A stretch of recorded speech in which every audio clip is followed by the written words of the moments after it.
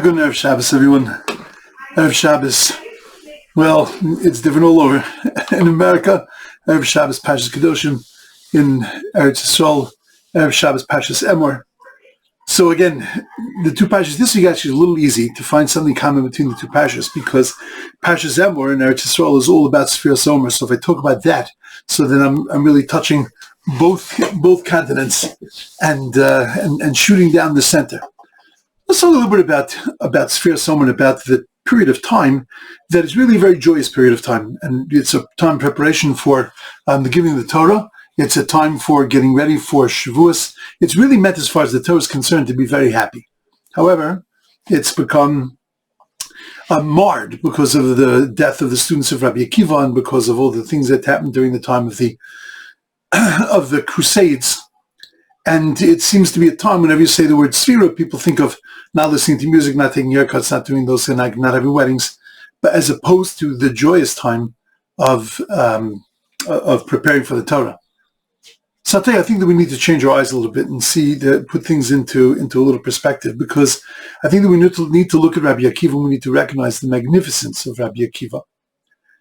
Because the truth is that Rabbi Akiva, the Pesach before the 24,000 students started to die, so he had 24,000 students. He was the biggest Rosh Yeshiva in the world.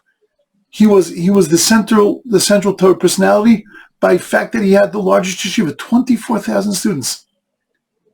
And a mere 33 days later, it was decimated. He lost 24,000, and he had nothing left. The average person would say, you know what, I'm done. I can't bear this devastation. I can't bear this pain. And would just check out. What did Rabbi Akiva do? He dusted himself off and he says, we got to go weiter. We got to start again. And he started another yeshiva. He didn't lose hope. He didn't despair. He started another yeshiva. And that other yeshiva with these 5 students actually was the yeshiva that saved the world, because there were rabbis there that went on to become the great center authorities of revealed Torah, those of concealed Torah. Because Rabbi Akiva didn't despair, and he didn't give up hope and wouldn't allow his students to give up hope, he was able to rebuild the world. The truth is, one of his students, Rabbi Shimon Bar Yochai, did exactly the same thing. Spent 13 years in a cave, running away from the Romans, from certain death of the Romans. He spent 13 years in a cave, and the Talmud describes how incredibly difficult that life was. How he spent his time buried in sand. He was worried about his clothing. He had no change of clothes. He didn't have food. It was a difficult time. Comes out and he doesn't say, woe is me. Wow, things really stink. Things are terrible. Oh, you should only know how bad things are. That wasn't him. He came out, he went to the town that was near where he was, where the cave was, and he says to them, what can I do for you? I've just been in a cave for 13 years. If you have some kind of special need some project that I can get involved in, some kind of spiritual thing that I can add to you, so then please just use me. I'm here.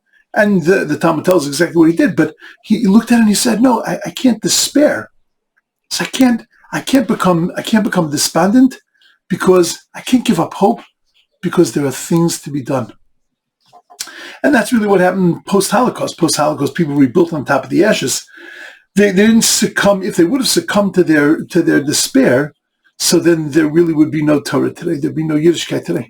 But because they looked at it and they said, no, we can't despair and we can't give up hope, and we have to push ourselves forward, we now have this incredible Jewish world that was rebuilt from the ashes.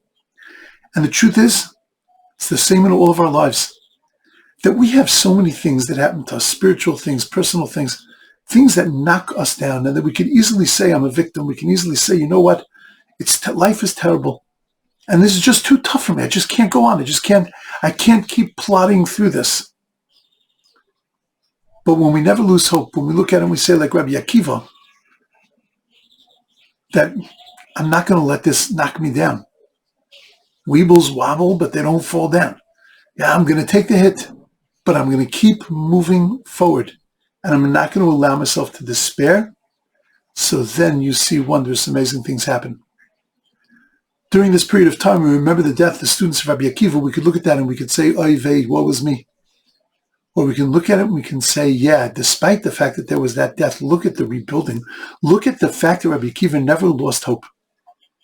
And that needs to inspire me and to push me on. Day after day after day during this 49-day period, I have to look at myself and say, no matter what's going on in my life, no matter how difficult are the things that are surrounding me and they're going on around me, I'm never going to allow myself to lose hope. Like Rabbi Akiva, like Rabbi Shimon Bar Yochai. That's why Lag BaOmer is a quasi-holiday.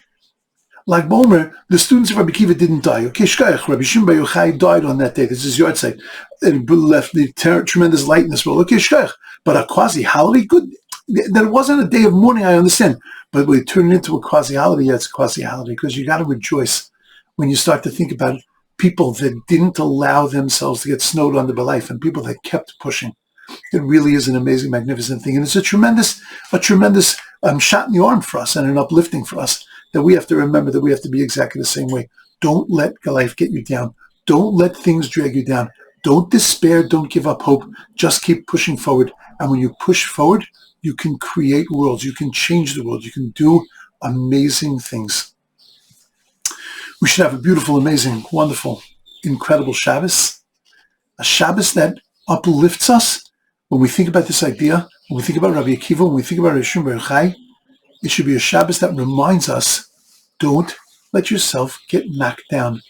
Just keep climbing and keep pushing forward. Have a wonderful Shabbos, everyone.